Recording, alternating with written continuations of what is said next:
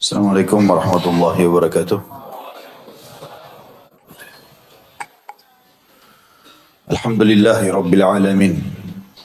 Selalu saja kita memuji Sang Pencipta Allah, Tuhan alam semesta. Satu-satunya yang kita yakini, pencipta, pemilik, penguasa, semua yang di langit, semua yang di bumi dan semua yang di kedalaman lautan. La ilaha illallah. La ma'budah bihaqqin illallah. Tidak ada Tuhan yang berhak disembah kecuali Allah. Jazakallah khair. Dia telah menyiapkan segala kebutuhan kita dari makanan, minuman, pakaian, air, udara, apa saja yang bisa membuat roda kehidupan di muka bumi ini berjalan dan berputar. Dan dia meminta kepada kita untuk menikmati dan berterima kasih kepadanya atau bersyukur. Dan Sang Pencipta Allah yang Maha Sempurna telah menyimpulkan kalimat syukur itu di satu kalimat yang mudah sekali untuk diucapkan, penuh dengan berkah, yaitu Alhamdulillah. Maka jadilah orang yang selalu mengucapkan kalimat ini.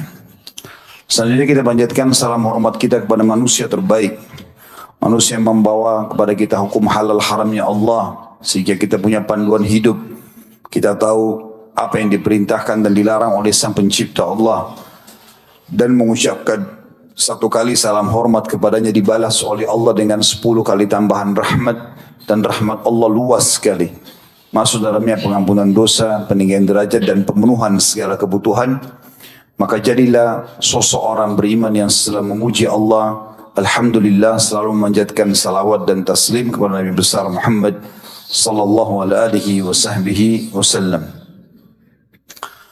Ini pertemuan perdana kita dalam kajian kitab Fikih Asmaul Husna yang ditulis oleh Profesor Dr. Abdul Razak Al-Abbad hafizahullah, salah satu ulama yang tentu masih hidup sampai sekarang dan telah menghabiskan mayoritas waktunya untuk menuntut ilmu dan mengajar. Saya pun pernah hadir di dalam majlis beliau di Madinah. Dan Allah telah memberikan taufiknya kepada beliau tentunya sehingga banyak memiliki karya tulis, majelis ilmu dan murid-murid. Dan salah satunya adalah buku yang sedang ada di tangan kita atau akan kita bedah ini. Ada beberapa hal yang saya ingin titik beratkan. Metode yang saya gunakan dalam masalah bedah buku, kita tidak akan tergesa-gesa menyelesaikan buku itu, tapi kita lebih banyak fokus mengambil manfaatnya. Maka akan seringkali setiap habis paragraf atau 2 paragraf ataupun 3 saya akan menjabarkan terlebih dahulu dengan beberapa tambahan-tambahan syarah ataupun kisah-kisah atau dalil. Kemudian yang kedua, kita akan menyusun dan menyelesaikan buku ini secara bertahap, dalam arti kata bab demi bab. Mungkin satu pertemuan bisa selesai 1 bab, mungkin juga tidak. Materi akan kita isi antara maghrib isya, dan insya Allah bila memang Allah masih mudahkan selepas isya ada tanya jawab sedikit, baru kemudian kita lanjutkan di sesi yang akan datang nanti. Manfaat bedah buku teman-teman sekalian, agar kita bisa lebih sempurna dalam memahami maksud dan tujuan ilmu secara substansial yang sedang dibahas. Jadi misalnya kita sedang membahas seperti buku ini, Fikih Asmaul Husna, maka berbicara tentang nama-nama dan sifat-sifat Allah yang mulia. Walaupun dalam hadis disebutkan 99, tapi Syekh Abdul Razak hafizahullah menyebutkan di sini lebih dari 100. Karena memang dia tidak terkurung ataupun terbatas dengan 99. Tapi yang hadis yang berbunyi sesungguhnya Allah memiliki 99 nama yang mulia, siapa yang memahami dan mengamalkannya maka dia dijamin masuk surga. Ini adalah jaminan surga bagi yang memahami 99 itu dan mengamalkannya. Tapi nama Allah dan sifat Allah jauh lebih banyak dan luas daripada itu. Buku ini juga atau metode bedah buku ini teman-teman sekalian, manfaat lainnya bisa menguatkan argumentasi kita atau hujjah. Sehingga setiap kali ada yang bertanya kita mengatakan saya membaca dari kitab ini, tulisan ini. Apalagi di zaman modern sekarang semua footnote dan endnote-nya jelas. Tulisan rujukannya kemana, dari buku mana, di halaman berapa dan seterusnya.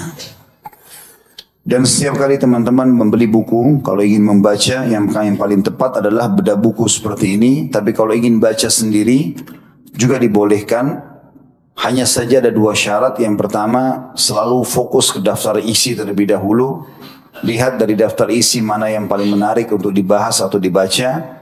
Kemudian mulai membaca di situ. Dan pada saat yang kedua, syaratnya tiba di titik yang kita tidak paham, tanyakan kepada ahlinya. Sebagaimana Allah SWT berfirman, fas'alu ahla dzikri in kuntum la ta'lamun. Tanyakan kepada orang-orang yang memahaminya kalau kalian tidak mengetahuinya.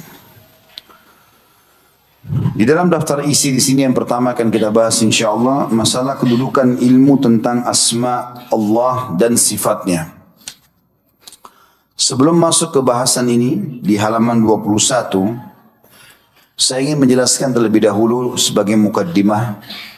Allah Subhanahu wa taala sebagai pencipta memberikan, selain menciptakan juga memberikan nama semua yang ia ciptakan. Kita kenal langit misalnya.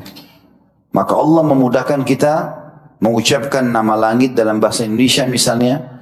Mungkin dalam bahasa Inggris ada namanya juga, dalam bahasa Arab juga ada namanya, dalam bahasa Afrika, dalam segala macam bahasa.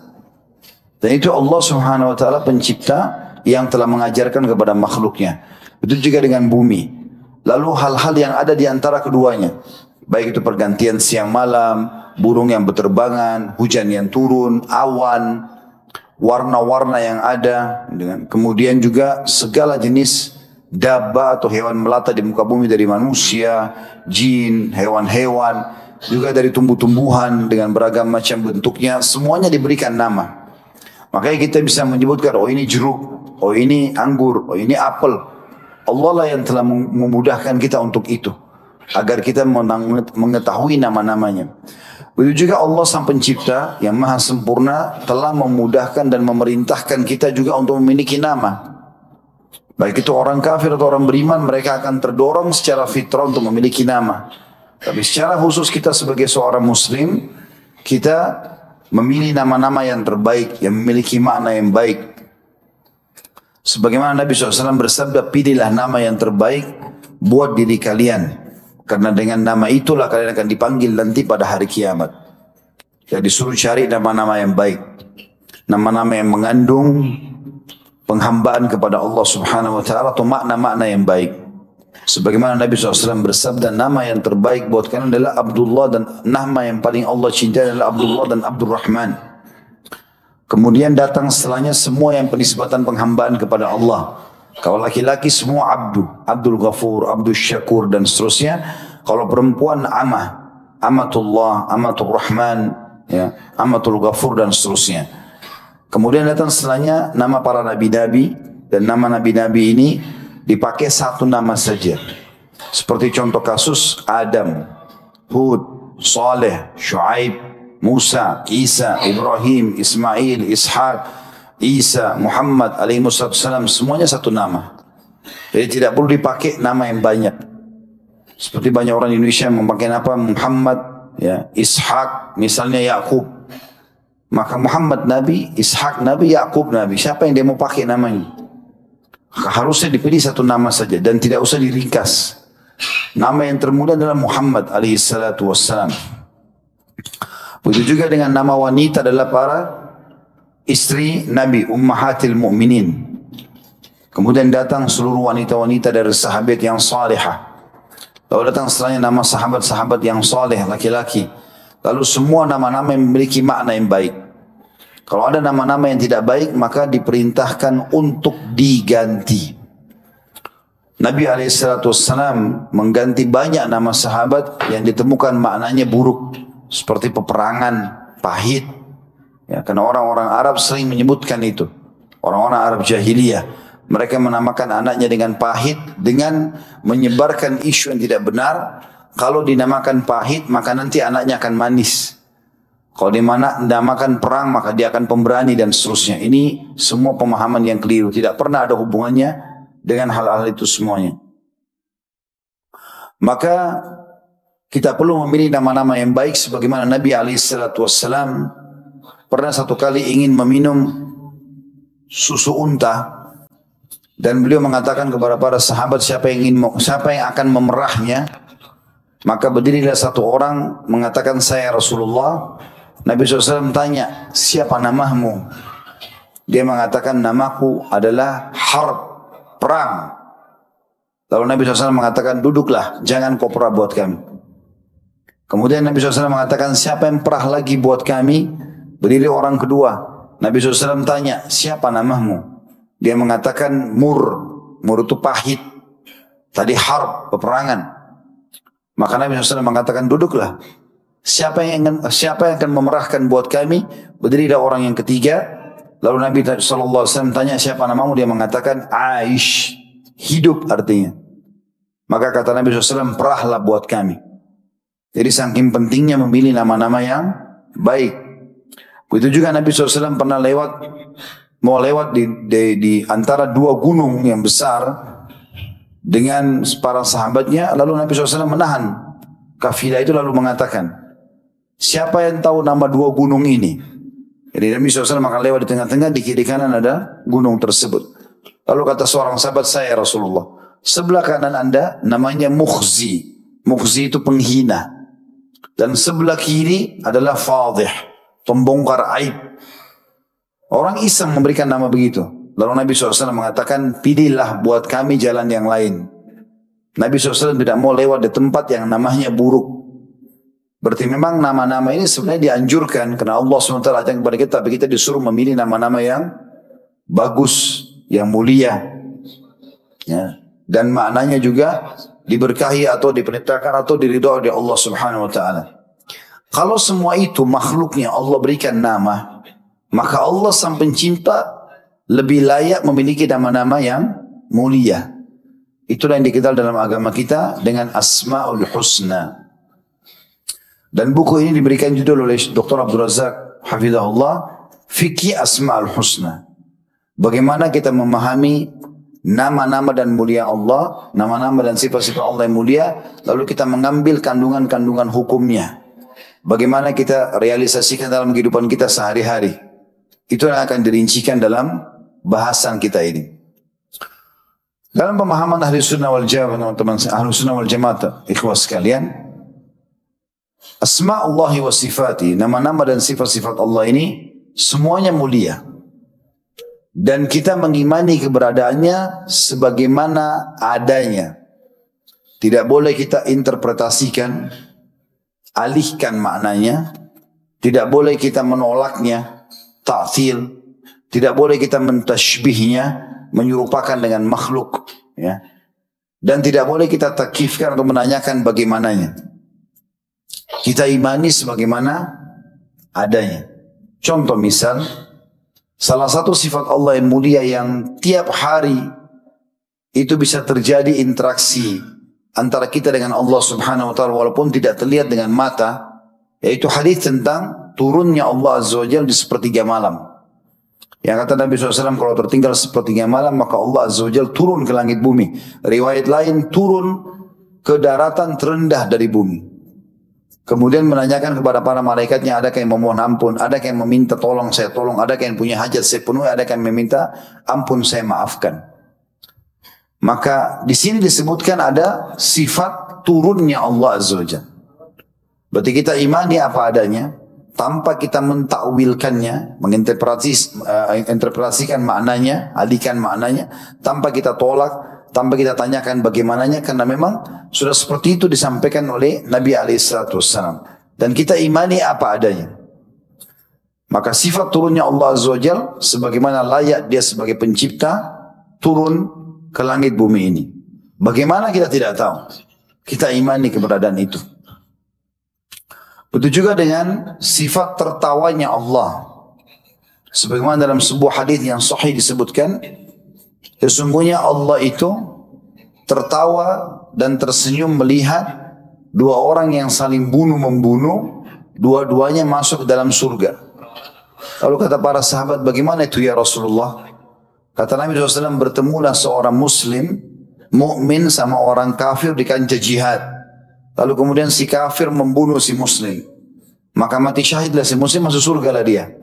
Berjalan waktu, si kafir yang tadi membunuh mendapatkan hidayah dari Allah, maka dia pun akhirnya masuk Islam dan dia ikut jihad, lalu dia dibunuh oleh orang kafir yang lain. Maka orang mukmin yang pertama terbunuh dan orang kafir yang akhirnya dapat hidayah masuk Islam dan terbunuh juga syahid, dua-duanya masuk ke dalam surga. Dan ini kata Nabi SAW, Allah tersenyum. Ada riwayat lain menjelaskan dalam hadis Bukhari, Allah gembira dengan taubat hamba-hambanya. Lebih gembira daripada seseorang di antara kalian yang pergi ke padang pasir yang tidak bertuan, kemudian dia membawa seluruh bekalnya di atas untanya, lalu kemudian dia tidur di bawah sebuah pohon, lalu untanya waktu dia bangun sudah hilang dengan bekal-bekalnya. Tidak ada orang, tidak ada manusia, tidak ada kehidupan di padang pasir tak bertuan. Maka dia keliling-keliling mencari, setelah dia putus asa, dia yakin dia tidak akan temukan lagi, maka dia berkata pada dirinya sendiri, saya akan kembali ke pohon pertama tadi saya tidur, supaya saya tidur kembali, dan saya berharap pada saat bangun, saya sudah meninggal dunia. Maka pada saat itu pun, dia tertidur, lalu pada saat dia bangun, dia temukan untanya di depannya. Maka bagaimana gembiranya orang ini mendapatkan kembali bekalnya, Allah lebih gembira daripada orang seperti ini. Berarti ada sifat Allah subhanahu wa ta'ala gembira. Tapi tidak bisa kita takwilkan maknanya. Kita alihkan ke makna lain, oh itu bukan gembira. Atau kita tanyakan bagaimananya, atau kita samakan dengan makhluk. Ini semua tidak boleh. Kita imani apa adanya, sebagaimana Allah subhanahu wa ta'ala telah beritahukan kepada kita. Karena kita tidak mungkin menjabarkan apa yang Allah azza wa jalla tidak sampaikan kepada kita. Begitu juga dengan sifat Allah subhanahu wa ta'ala bersama atau ma'iyah. Bersama dengan makhluk. Huwa ma'akum aina ma kuntum. Kata Allah dalam Al-Quran, dan Allah selalu bersama kalian dimanapun kalian berada. Gitu kan? Begitu juga dengan makna yang lain, Allah kagum. Inna Allah yujibu min syabin laysa lahu sabwah. Allah kagum dengan anak muda yang tidak mengikuti hawa nafsunya. Berarti ada sifat yang mulia ini. Dan sekian banyak sifat-sifat dan nama-nama Allah yang mulia yang akan kita pelajari ke depannya insyaAllah. Seperti misalnya Razzaq, zat yang selalu memberikan rezeki dan tidak pernah terputus stoknya atau tidak akan pernah habis stoknya. Kemudian juga sifat Allah subhanahu wa ta'ala Ar-Rahman, Ar-Rahim, Al-Ghafur, yang maha penyayang, maha pengasih, maha pengampun, dan seterusnya. Al-Hadi, Sittir, ya, yang memberi petunjuk, yang selalu menutupi kesalahan-kesalahan, dan sekian banyak nama-nama itu tentunya akan kita pelajari dengan izin Allah subhanahu wa ta'ala. Saya akan bacakan dulu apa yang ditulis oleh Dr. Abdul Razak di halaman atau di bab pertama, kedudukan ilmu tentang asma Allah dan sifatnya. Kata beliau, sesungguhnya memahami nama Allah yang baik atau asma'ul husna, dan saya sudah bilang tadi semua namanya Allah husna, semuanya baik dan mulia, adalah merupakan pintu ilmu yang mulia.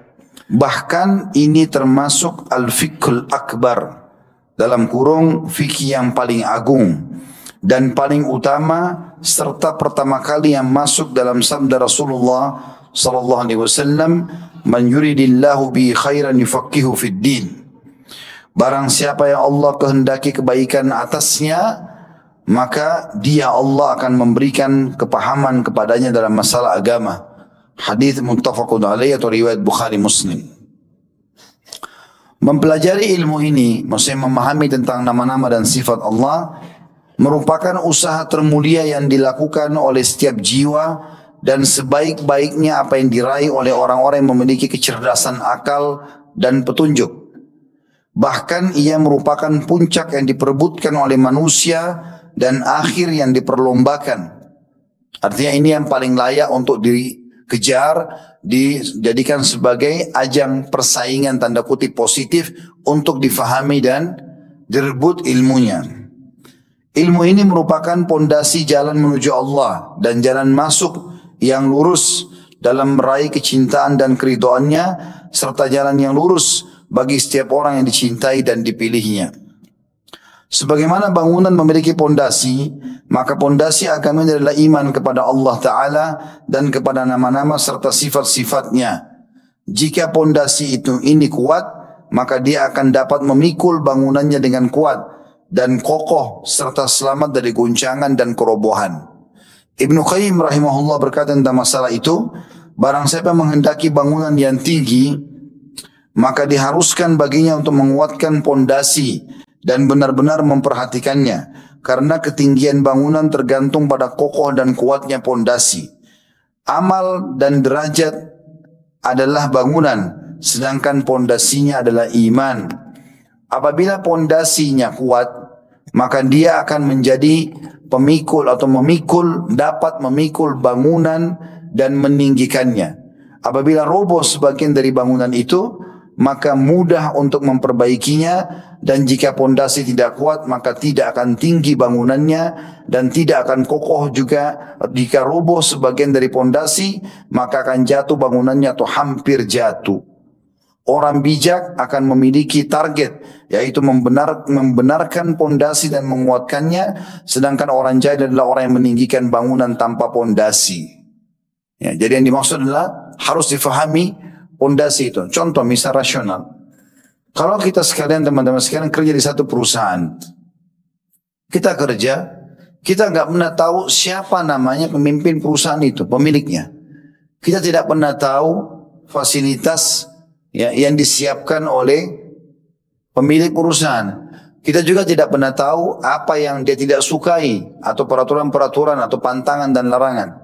Maka kita akan masuk ke perusahaan tersebut dalam kondisi tidak faham apa-apa. Tapi kalau kita tahu nama pemilik perusahaan tersebut, lalu kemudian kita tahu apa dari sifat-sifat yang dia suka, yang dia tidak suka, maka kita akan lebih mudah untuk bisa berlama-lama dan tinggal di perusahaan tersebut dan menikmati fasilitasnya. Kurang lebih gambarnya seperti itu.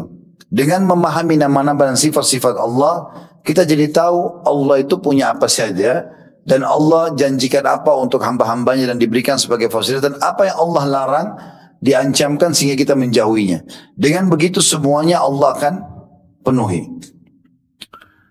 Disebutkan dalam surah At-Taubah ayat 109 ini diangkat dalil tentang pentingnya pondasi dalam memahami siapa sang pencipta Allah melalui nama-nama dan sifatnya, sehingga kita tahu bagaimana cara kita bergantung padanya.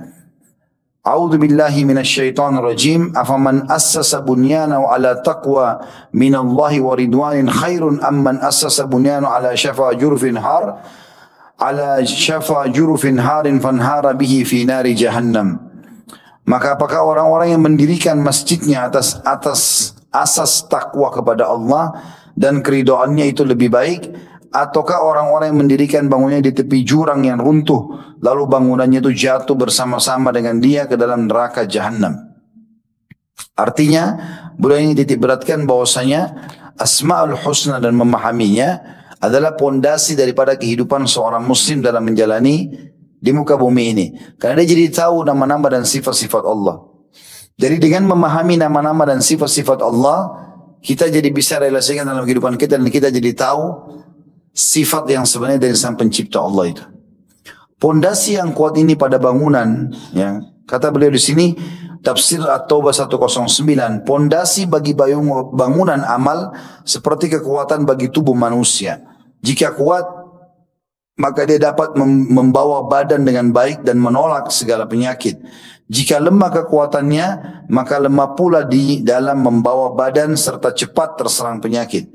Jadikanlah bangunanmu di atas fondasi iman yang kuat, dan jika ada bagian atas atau atapnya yang rusak, maka mudah untuk memperbaikinya daripada kerusakan fondasinya. Nah, jadi ada orang subhanallah sholat, puasa, kerjakan rukun Islam, tapi tidak ada fondasi yang kuat dalam masalah agama. Sehingga setiap saat dia bisa digoda oleh syaitan untuk tidak sholat. Dia tidak tahu makna bobot sholat itu. Dia tidak tahu bacaan yang dia ucapkan. Dia tidak tahu sedang sama siapa dia berhadapan. Memahami Asmaul Husna, nama-nama dan sifat-sifat Allah yang mulia ini, kalau tertanam dalam hati dan kita tahu sifatnya, maka tentu saja akan membawa kita pada arus keimanan yang kuat. Contoh misalnya Al-Hasan atau Hasan bin Ali radhiyallahu anhuma, cucu Nabi sallallahu alaihi wasallam, setiap kali habis berwudu mau masuk masjid pasti wajahnya memerah, seperti orang yang sangat ketakutan. Maka orang-orang di sekitarnya bertanya, ada apa? Kenapa anda seperti ini? Adakah musuh yang anda takuti? Kata dia, tidak. Apakah kalian tidak tahu sebentar lagi saya akan masuk ke rumahnya siapa. Jadi maksudnya dia sampai saking memahaminya sifat Allah, zat yang maha besar, maha mulia, raja yang sebenarnya, amat keras siksanya, luas rahmatnya. Itu karena difahami benar-benar dalam kehidupannya, maka dia tahu masuk ke masjid pun, dia tahu dia sedang masuk ke rumah Allah. Walaupun Allah tidak nampak depan mata dia, tapi dia menjadi segan untuk masuk ke dalam masjid dan merasa takut sekali tunduk kepada Allah, sehingga membawa solatnya pun khusyuk, berzikir pun dia dinikmati, baca Quran pun begitu, semua punya makna. Karena dasarnya dipondasikan dengan memahami nama-nama dan sifat Allah itu. Kata beliau, pondasi ini ada dua. Yang pertama mengenal Allah, perintah, nama serta sifatnya yang baik atau dengan baik. Yang kedua, tunduk dan patuh kepada Allah dan Rasulnya. Inilah sekuat-kuatnya pondasi yang dibangun oleh seorang hamba bagi bangunannya, dan sesuai dengan kekuatan pondasi itulah ketinggian suatu bangunan yang dia inginkan. Artinya kita selama hidup di muka bumi ini, kita akan selalu kokoh, tegar seperti bangunan yang tinggi karena pondasi kita kuat. Mau rintangan apapun datang, tidak akan bisa mengganggu kita. Ya, godaan apapun akan kita singkirkan. Justru karena kita sudah mengenal siapa sang pencipta dan sifat-sifat juga nama-namanya. Kata beliau, oleh karena itu banyak sekali dalil dalam Al-Quran yang menguatkan pondasi ini. Bahkan hampir-hampir semua ayat tidak pernah lepas dari penyebutan nama Allah dan sifatnya. Ini semua menunjukkan dengan jelas tentang pentingnya ilmu yang berkaitan dengan nama dan sifat Allah, serta kebutuhan yang mendesak untuk mengenalnya. Bagaimana dia tidak menempati kedudukan yang tinggi ini, sedangkan dia adalah tujuan utama diciptakan semua manusia.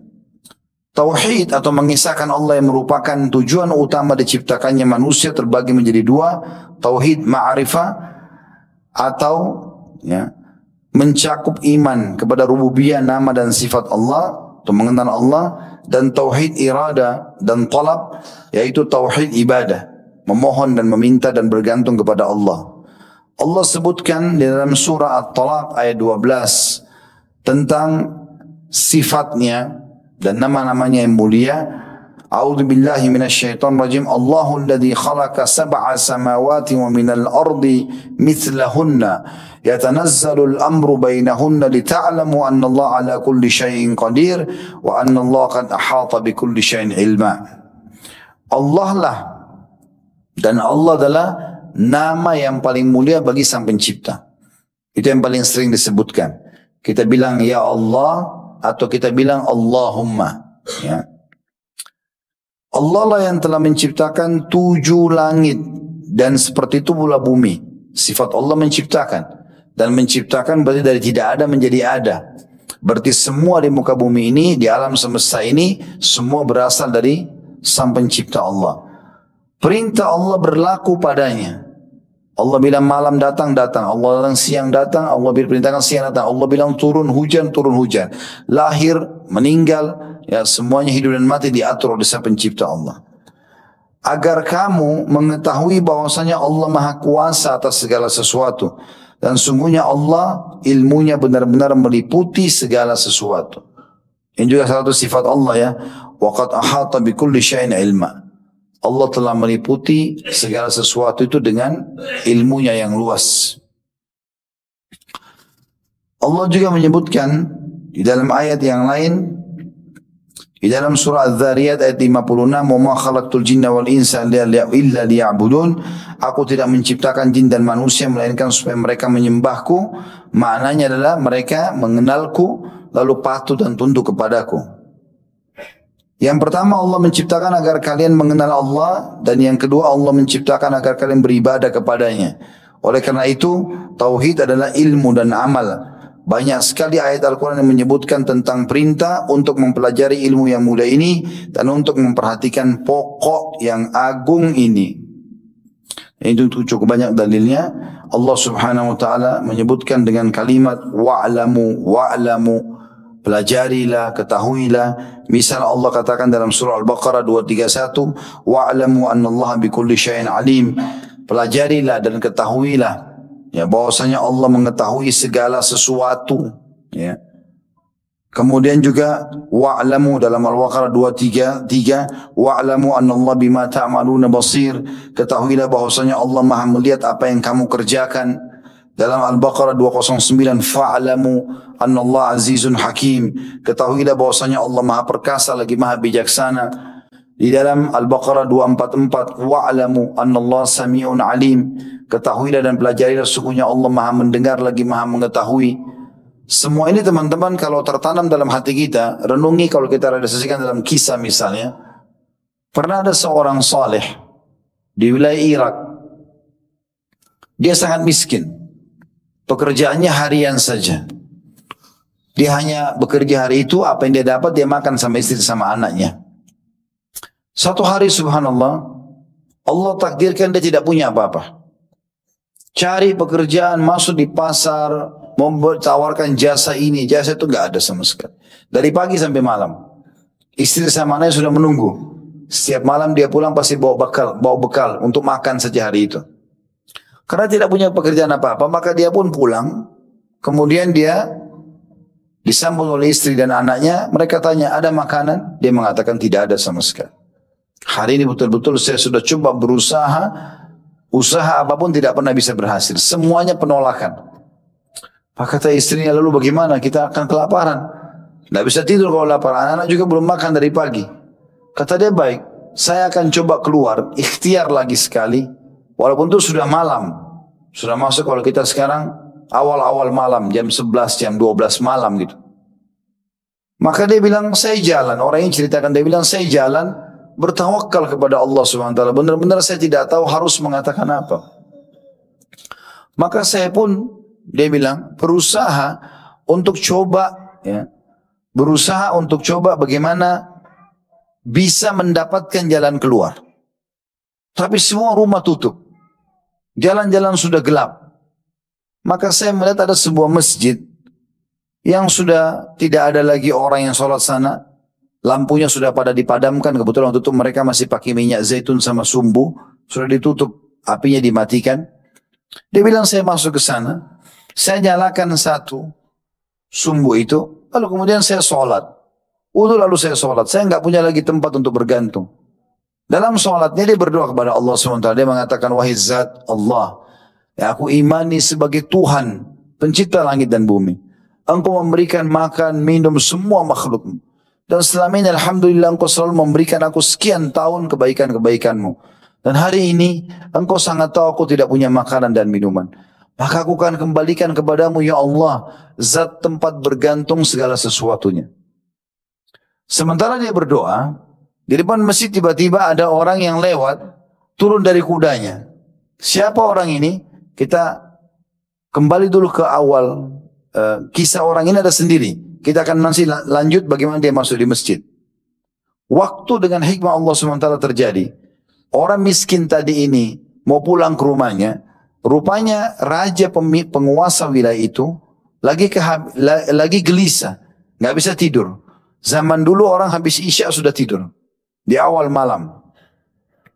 Karena dia gelisah nggak bisa tidur, maka dia tiba-tiba mengambil 10 kantong berisikan dengan dirham-dirham emas dan dia mengatakan, ya Allah, sebagaimana aku telah engkau buat gelisah seperti ini, maka aku ingin menghilangkannya dengan cara bersedekah di jalan-Mu ya Allah. Pandulah aku kepada siapa yang paling tepat aku sedekahkan harta ini agar sumpukku jadi hilang. Karena gak bisa tidur, gelisah dia. Maka keluarlah si raja tadi, penguasa wilayah itu pakai kuda. Dia biarkan tali kekangan kudanya. Dan subhanallah, kuda ini masuk ke pagar halaman masjid bersamaan dengan tadi orang miskin sudah masuk ke dalam sholat. Sementara dia berdoa, lagi dia ucapkan doanya, si raja turun dari kudanya membawa 10 kantong tadi. Dia terus bertanya-tanya dalam dirinya, siapa yang sedang Allah pandu saya untuk bisa menemuinya? Maka dia pun masuk ke masjid, melihat kiri kanan, gelap. Ada cuma satu sumbu lampu. Kemudian dia mendekat, lalu dia dengarkan ada suara bisikan kecil. Dia pun mendekatkan kupingnya, lalu dia dengarkan ternyata berpapasan dengan orang miskin tadi menyebutkan, ya Allah, zat yang telah aku imani secara gaib, dan telah memberikan aku segala macam nikmat, ya, memberikan aku makanan. Hari ini engkau tahu aku tidak punya makanan. Dia ucapkan doanya yang tadi. Sementara dia ucapkan, si raja dengar. Lalu raja ini tiba-tiba menunggu sampai selesai berdoa orang itu, lalu dia mengatakan, Assalamualaikum warahmatullahi wabarakatuh. Orang itu menjawab, Waalaikumsalam warahmatullahi wabarakatuh. Kata si raja itu, saya sudah mendengarkan doamu. Sepertinya kau ada hajat, ada kebutuhan. Maka saya kebetulan keluar juga ingin bersedekah. Dan saya minta kepada Allah petunjuk agar Allah menggerakkan saya kepada orang yang tepat.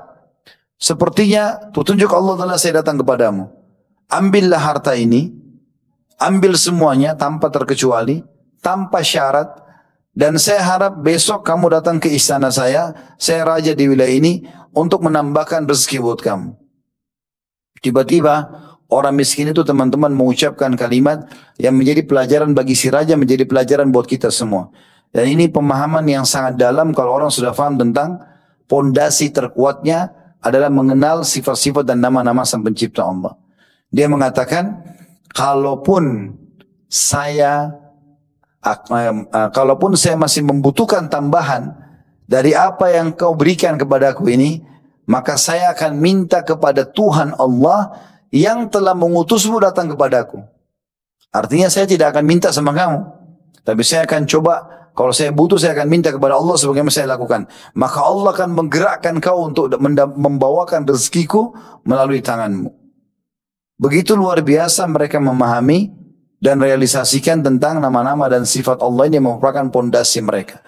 Tidak ada sama sekali rasa takut kecuali kepada Allah, dan rasa bergantung kecuali kepada Allah. Tidak ada keyakinan apapun ya kecuali disangkutkan dengan Allah Subhanahu wa taala. Misal kalau dia sakit, divonis oleh dokter pun tidak akan pernah sembuh, maka dia tidak akan bergantung dengan vonisan itu.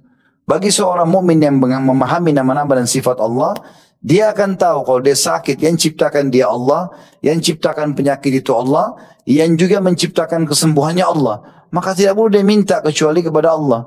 Itu yang Ibrahim AS katakan dalam Al-Quran, wa idza maridtu fahuwa yashfin. Kalau saya sakit, hanya dia yang bisa menyembuhkan saya.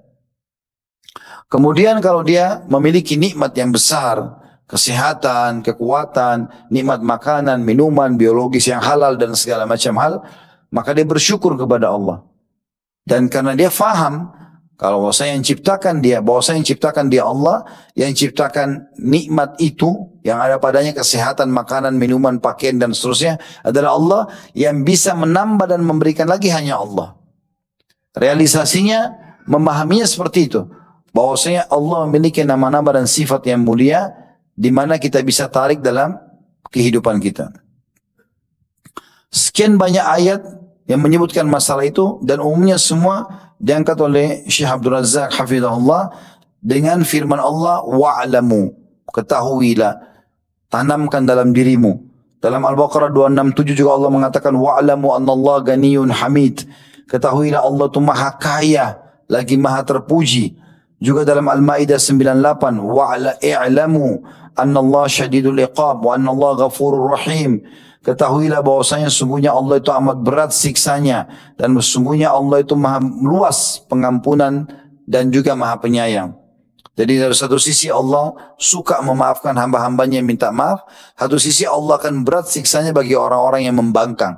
Sehingga kita tidak perlu selalu menggantungkan atau melakukan pelanggaran sehingga Allah SWT hukum kita. Dan ini hanya orang bodoh teman-teman yang menganggap hukuman Allah itu ringan, gampang, gak masalah. Ini hanya orang bodoh saja. Hukuman Allah SWT kalau datang sangat berat. Allah membuat kita keselio saja, sudah cukup selama 2 minggu kita nggak bisa bergerak. Ya. Allah membuat kita kena asam urat saja, nggak bisa jalan, nggak bisa duduk, encok kalau kita bahasa Indonesia.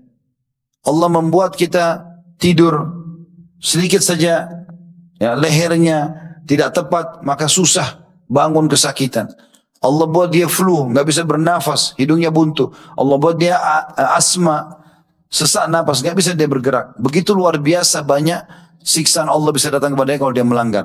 Sebagaimana juga sangat lapangnya rahmat Allah SWT bagi orang yang patuh dan juga tidak melakukan pelanggaran-pelanggaran agama. Ya. Seorang syekh di Saudi pernah jalan sama murid-muridnya. Nanti kita azan sekalian iqamah.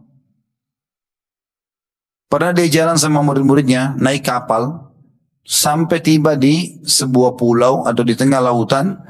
Ternyata subhanallah dengan izin Allah subhanahu wa ta'ala, qaddarallah ma syaa fa'al, terjadilah masalah dengan kapal itu dan akan tenggelam. Syekh ini sangat berwibawa, orangnya sangat santun, kelihatannya lemah lembut. Dan murid-muridnya yang ikut kebetulan semuanya tidak ada yang bisa berenang. Kapal akan tenggelam.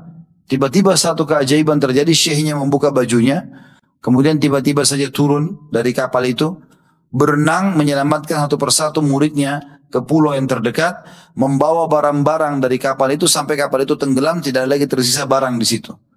Maka setelah selesai murid-muridnya bilang, Masya Allah Syekh, dari mana kekuatan ini? Kami belum pernah lihat kekuatan seperti ini. Kata dia sederhana.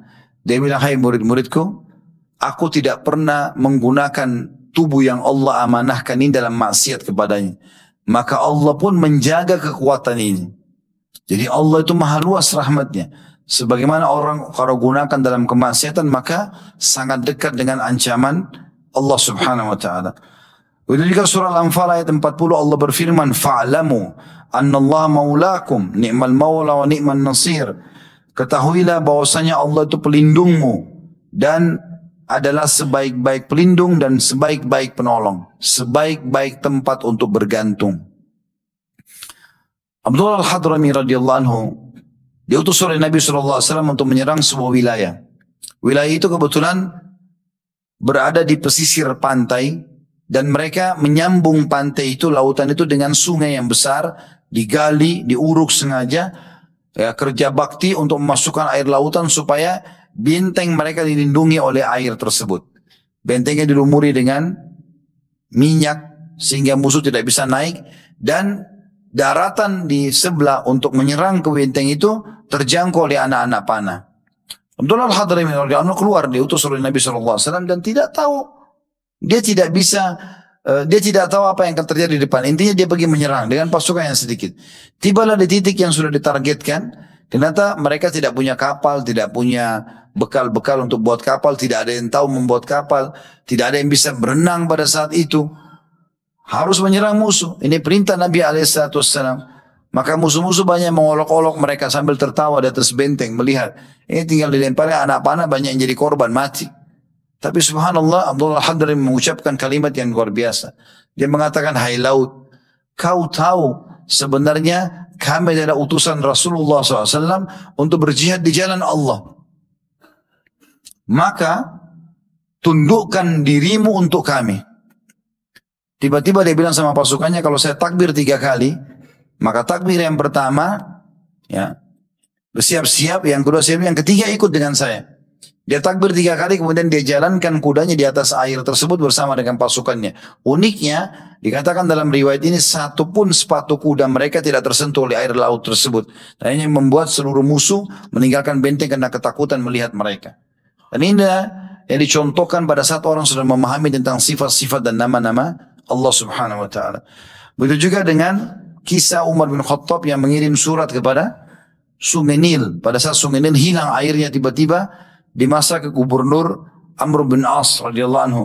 Tiba-tiba airnya hilang. Maka Amr bin As memanggil orang-orang Mesir. Ada apa dengan Sungai Nil? Mereka bilang setiap tahun begini wahai Amir, wahai Gubernur. Setiap tahun seperti ini. Apa yang kalian lakukan? Kami sedang lempar tumbal.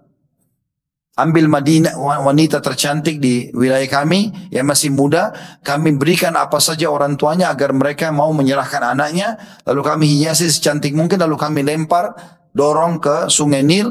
Begitu dia jatuh, kepalanya pecah, keluar darah, dia mati, tiba-tiba air itu keluar. Kata Amr bin As, tidak ada dalam Islam ini. Maka beliau menyurat kepada Umar.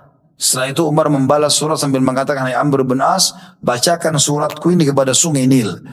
Ucapkan, ya, isinya itu dari Umar bin Khattab kepada Sungai Nil, kalau seandainya selama ini hai Nil, kau mengalir karena tumbal yang dilemparkan kepadamu selain Allah subhanahu wa ta'ala, maka jangan kau mengalir. Tapi kalau kau mengalir selama ini dengan nama Allah Al-Jabbar yang maha perkasa, maka mengalirlah. Tiba-tiba air Sungai Nil pun mengalir pada saat itu. Begitu luar biasanya mereka realisasikan nama-nama dan sifat-sifat Allah ini. Saya akan tutup dengan 2 buah ayat. Ayat selanjutnya Al-Baqarah 194. Wa'lamu annallaha ma'al muttaqin. Ketahuilah bahwasanya Allah selalu berserta dengan orang-orang yang bertakwa. Artinya orang yang patuh. Teman-teman, kalau kita berada di jalan Allah dan istiqamah di jalan Allah itu, tidak ada yang perlu kita khawatirkan. Sebesar apapun jumlah musuh depan mata kita, sehebat apapun tipu daya mereka, apapun bahaya, mara bahaya di depan mata kita, maka semuanya jadi kecil di mata orang-orang beriman. Karena dia tahu Tuhannya bersama dengan dia. Tuhannya bersama dengan dia. Maryam alaihissalam dalam kondisi hamil, bisa malu dengan kaumnya, tidak pernah ada suami tapi hamil tiba-tiba, lapar, haus, dan hamil besar, duduk di bawah sebuah pohon. Tawakal kepada Allah subhanahu wa ta'ala, Allah utus Jibril. Dan Jibril AS cuma menyuruh Maryam, sentuhkan tanganmu ke pohon kurma sangat kuat. Maryam wanita yang lemah dan hamil. Kita saja laki-laki nggak bisa menggoyangkan pohon kurma, apalagi wanita yang lemah. Tapi karena keyakinannya kepada Allah SWT, dia goncangkan, jatuhlah rutab atau kurma-kurma yang basah yang bisa dikonsumsi. Di bawah dekat kaki Maryam bisa terjangkau, tiba-tiba keluar mata air. Lalu kemudian diminumlah oleh Maryam dan makanlah. Lalu Allah mengatakan melalui Jibril AS, makan dan minumlah hai Maryam, ya, dan senangkanlah hatimu sampai kau selesai melahirkan. Musa AS waktu sudah mau lewat di Laut Merah, di belakangnya Fir'aun, sudah tidak ada lagi jalan keluar. Kata mereka pengikutnya, kita pasti didapat. Inna la mudrakun. Musa menjawab, kalla inna ma'i rabbi sayahdin. Enggak mungkin. Tuhanku pasti bersamaku untuk memberikan petunjuk. Lalu betul Jibril datang menyuruh mencambukkan tongkatnya di bibir atau di mulut, di pinggiran Laut Merah, lalu naiklah air tersebut lalu menjadi jalan yang luas. Dengan begitu luar biasa keyakinannya Allah bersama orang beriman. Yang terakhir adalah wa'lamu annallaha ya'lamu ma fi anfusikum fahdharu. Dalam Al-Baqarah 235, ketahuilah bahwasanya Allah mengetahui apa yang ada dalam hatimu, maka takutlah kepadanya. Tentu dalam masalah takut kepada Allah Subhanahu wa taala ini cukup banyak contohnya, tapi yang jelas insyaallah kita akan coba nanti paparkan sedikit setelah salat Isya, ya, dan akan kita buka pertanyaan kalau ada pertanyaan tentunya. Tapi yang jelas Nabi SAW ini sebagai penutup teman-teman sekalian, pernah satu malam beliau tidur gelisah di rumah Ummu Salamah radhiyallahu anha. Lalu Ummu Salamah bertanya, ya Rasulullah, belum pernah ada segelisah ini. Ada apa sebenarnya? Maka Nabi SAW menggambarkan tentang bagaimana rasa takutnya kepada Allah Subhanahu wa taala. Maka dia pun berkata, tadi waktu saya masuk ke dalam rumah, saya menemukan ada beberapa kurma di dekat ranjang, lalu saya minum, langsung saya makan. Waktu saya sudah makan dan menelannya, tiba-tiba saya teringat sekarang, ya, di rumahnya ada kurma sedekah, dan Nabi SAW tidak boleh terima sedekah. Maka di rumahnya ada kurma sedekah. Saya pun khawatir itu adalah kurma sedekah yang saya sudah makan. Maka takut nanti jangan sampai Allah murka dengan itu. Aku pun gelisah gara-gara itu. Artinya kegelisahannya karena takut kepada Allah muncul justru karena sudah memahami tentang nama dan sifat Allah yang mulia ini. Allahu a'lam. Ini pertemuan kita insyaallah. Seperti saya bahasakan tadi, kalau memang masih ada waktu, selepas Isya kita akan buka pertanyaan dan silakan ditulis di kertas sesuai dengan tema tentunya. Subhanakallahumma bihamdika asyhadu an la ilaha illa anta astaghfiruka wa atubu ilaik. Wassalamualaikum warahmatullahi wabarakatuh.